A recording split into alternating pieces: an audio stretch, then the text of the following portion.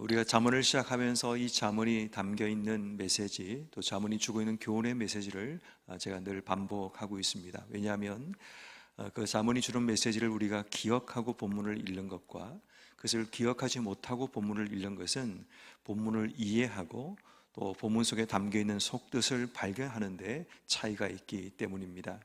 이 잠언이란 성경은 하나님께 이르는 길을 우리에게 소개하고 있는 책이고, 또 이 잠언이라는 성경은 하나님의 뜻을 우리가 통찰력 있게 발견하기 위한 그런 방법과 또 비결을 우리에게 소개하는 책이며, 이 잠언이라는 책은 하나님 백성이 하나님 백성답게 살기 위해 어떻게 살아가야 되는가, 그런 말씀을 마치 우리가 한 달이 31일인 것처럼 31장을 구성되어서 하루하루 한 장씩을 읽어나가면서 하나님을 발견하고 또 그분의 뜻을 발견하며 그분의 길을 찾아 살아가는 삶을 살도록 만드는 책, 그것이 바로 잠언이라고 말씀을 드렸습니다.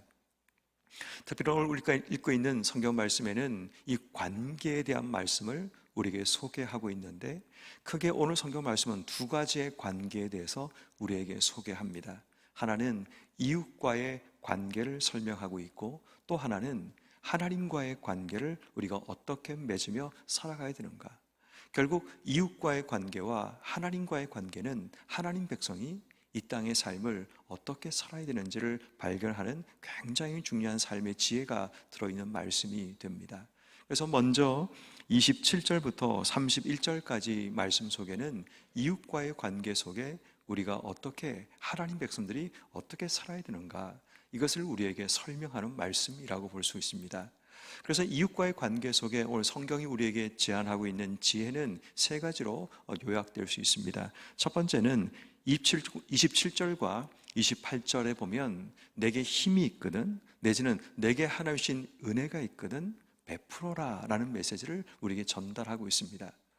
이웃과의 관계 속에서 내가 힘이 있으면, 내가 줄 만한 능력이 있으면 그것을 아끼지 말고 내일 오라고 말하지 말고 내게 주신 것을 누군가에게 나눠줌을 통해 하나님의 질서와 하나님의 공의가 이 땅 속에 세워지게 만드는 그런 관계를 만들어 가라라는 메시지를 먼저 던지고 있습니다. 두 번째는 29절 말씀에 보면 이웃과의 관계 속에서 그들과의 관계를 깨트리는 행동을 하지 말라라고 이야기를 합니다. 그래서 29절 말씀에 보면 이웃이 내 곁에서 평안히 살거든 그를 해하려고 꾀하지 마라 라고 얘기하고 있고, 3절 말씀에 보면 이웃이 내게 악을 행하지 아니하였거든 까닭 없이 그와 더불어 다투지 말라라는 말씀을 하고 있습니다. 다시 말해 우리가 이웃과의 관계 속에서 그들과의 관계를 깨트리고 상처를 주는 그런 행동들, 그런 말들 하지 말라는 겁니다. 여러분, 이 속에는 그 관계가 깨어지는 이유 가운데 중요한 한 가지는 내가 얻을 유익이나 내 욕심들이 그 속에 감이 드는 경우가 굉장히 많이 있습니다.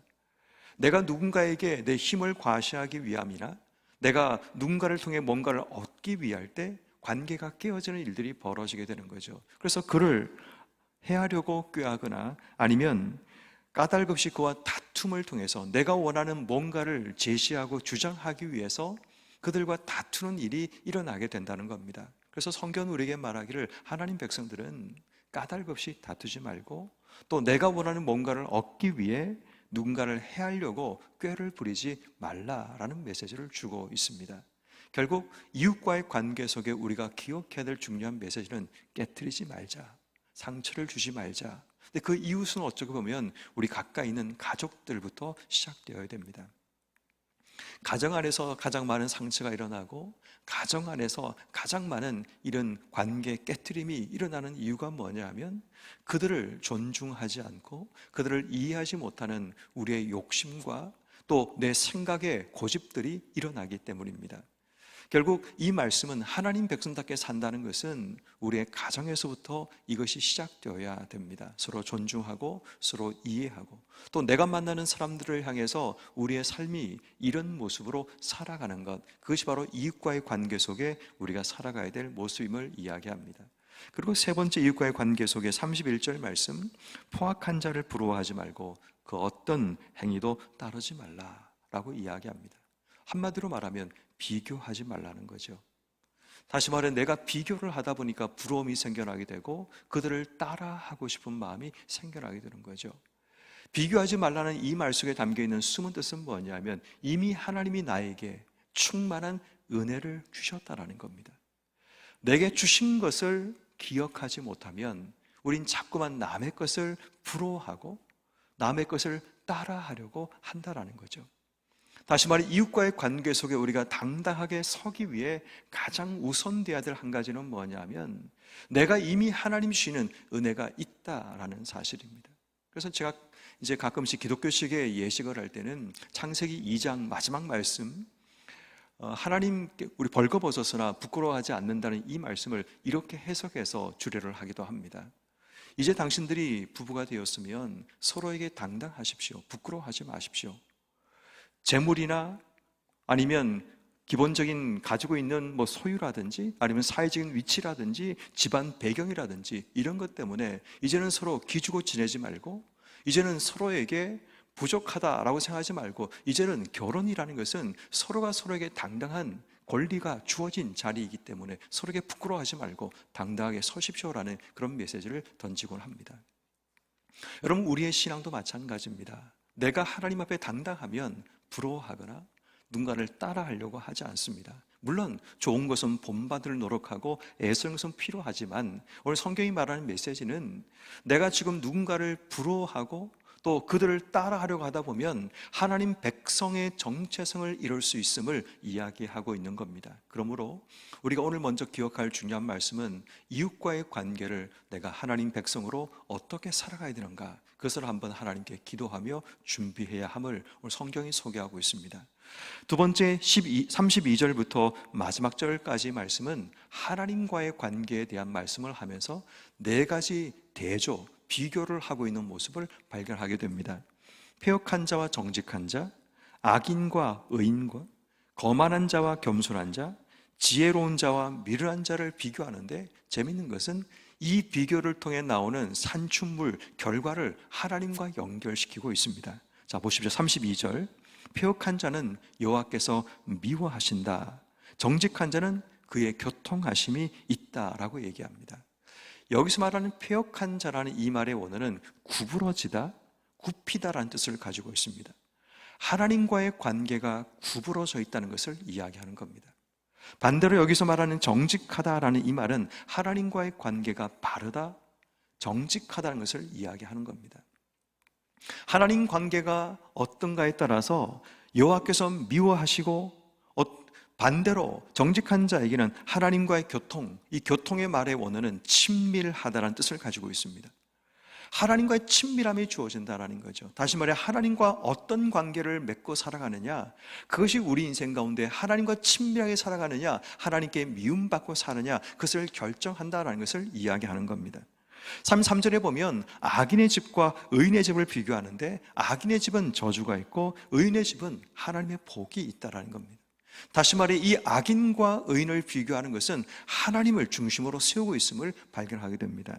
34절 말씀에 보면 거만한 자는 하나님께서 비웃으시고 겸손한 자에게 하나님이 은혜를 베푸신다. 또다시 하나님을 중심으로 이 겸손한 자와 거만한 자를 비교하고 있습니다. 여기서 말하는 거만하다라는 것은 하나님을 조롱하는 자, 하나님을 업신여기는 자를 이야기하는 겁니다. 다시 말해 하나님과의 관계 안에서 우리의 삶이 이런 결과가 맺어진다는 겁니다. 그리고 마지막에 나오는 35절 말씀은 지혜로운 자는 앞서 말씀드린 정직한 자, 의인, 겸손한 자를 다 통칭하는 말이라고 봐도 틀린 말이 아닙니다. 이런 자들에게는 영광을 기업으로 주신다라고 말하고 있고, 미련한 자는 앞서 기록한 패역한 자, 악인, 거만한 자를 통칭한다고 봐도 됩니다. 이런 자들은 영달함이 수치가 된다라고 말을 하는데, 여기서 말하는 영달이라는 것은 그들이 세상 속에 드러나는 것, 높은 자리에 올라간 것을 이야기합니다. 그들이 때로는 높은 자리에 올라가고 세상 가운데 드러나는 삶이 될지라도 그들에게 그것이 수치가 된다라는 것을 이야기합니다. 결국 하나님과 어떤 관계를 맺느냐, 그것이 우리 인생의 복과 저주가 되기도 하고 은혜가 되기도 하고 때로는 수치가 되기도 한다라는 겁니다.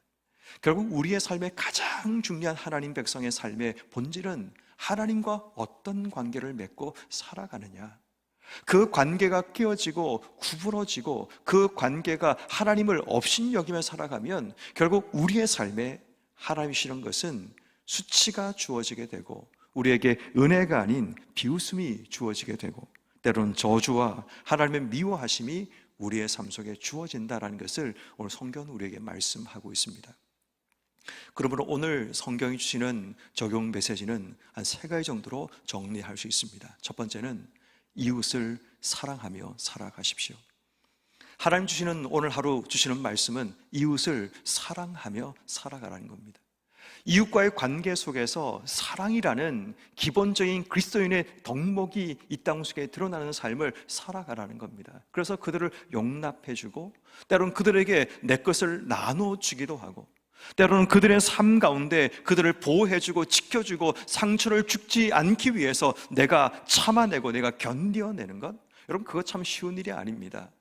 한마디 말을 하고 싶지만 참아낼 수 있다는 것은 결코 쉬운 일이 아닙니다. 이것은 내가 하나님 안에서 통제할 수 있을 때만 가능한 것입니다. 또 그것이 이웃을 정말 사랑할 때만 가능한 일이라는 겁니다. 그냥 한마디 뱉어내고 결과를 지켜보는 것도 필요할 수 있지만 때로는 정말 하고 싶지만 하나님의 마음으로 참아내고 견뎌내는 것, 그것도 우리가 이웃을 사랑하는 방법 가운데 한 가지임을 발견하게 됩니다. 그러므로 여러분 오늘 하루 우리가 하나님께 기도할 때 하나님 내게 주신 이웃을 사랑하는 마음을 주시기를 기도해야 됩니다. 가장 작게 내게 주신 이웃 가운데 여러분들의 가족을 포함하십시오. 또 나 자신도 포함하십시오. 나도 사랑해야 되고 내게 주신 가족도 사랑해야 되고 내가 함께 일하는 직장의 동료들과 우리가 함께 믿음 생활하고 있는 성도들을 사랑하는 마음을 달라고 기도하십시오.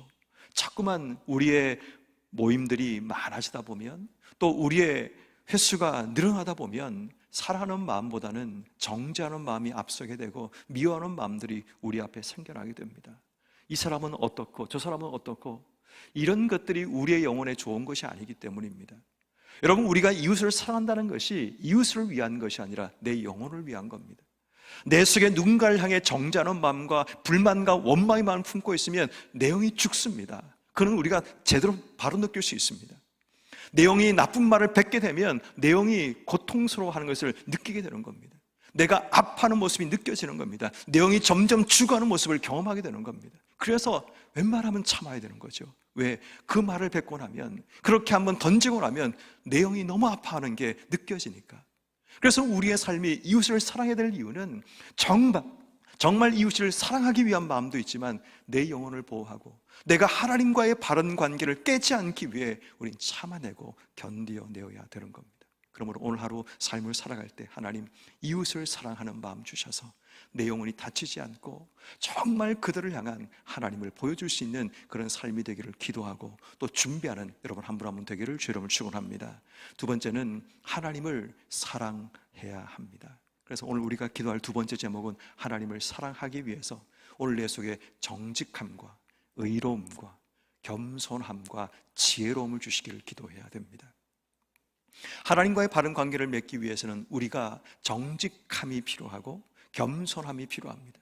하나님이 옳게 여기는 것을 옳게 여기는 의로움도 우리에게 필요하고 하나님이 지혜를 내 마음속에 품고 인생길을 걸어갈 때 바로 그 길에 하나님께서 복 주시고 은혜를 더하시고 하나님께서 우리 인생 가운데 하나님과의 친밀함이 주어지는 그리고 우리의 삶이 하나님의 영광이 내 삶의 기업이 되는 그런 은혜가 주어지게 된다는 겁니다. 만약 하나님을 사랑하지 못하고 하나님과의 관계가 깨어지게 되면 우리의 삶에 수치를 당하게 되고 복이 아닌 저주가 우리의 삶 속에 주어질 수밖에 없고 하나님께서 비웃으시는 그런 일들이 우리의 삶 속에 일어나게 된다는 겁니다. 그러므로 오늘 하루 절대로 깨트리지 말아야 될 중요한 것은 하나님과의 바른 관계, 하나님을 사랑하는 마음. 근데 결국 이것은 여러분 아시는 것처럼 구약에서 말하는 하나님 사랑, 이웃 사랑, 예수님께서 말씀하신 가장 큰 계명 하나님 사랑, 이웃 사랑이라는 겁니다. 그래서 세 번째 적용은 하나님 백성답게 살기 위해 우리에게는 하나님 사랑과 이웃을 사랑하는 마음을 우리는 하나님께 기도해야 하는 겁니다. 우리 모두는 하나님의 언약 가운데 세워진 하나님의 백성들입니다. 이것은 교회의 기본적인 정의이기도 하고 또 우리의 정체성이기도 합니다. 내가 하나님 백성이라면 하나님 말씀 안에 거하는 것이 분명히 맞습니다. 내가 하나님 백성이라면 주님께서 원하시는 삶을 사는 것이 분명히 맞습니다. 그것이 바로 이웃을 사랑하고 하나님을 사랑하라. 이것이 계명의 가장 큰 계명이자 하나님이 주시는 율법의 근간이 되는 메시지임을 우린 기억해야 합니다. 그러므로 오늘 하루 하나님 백성답게 살기 위해 하나님, 내가 이웃을 사랑하고 하나님을 사랑하는 그런 삶이 되게 해주시기를 기도하는 여러분 모두가 되셔서 오늘도 하나님 주시는 풍성한 은혜와 복이 여러분 삶에 흘러넘치기를 주의 이름으로 축원합니다.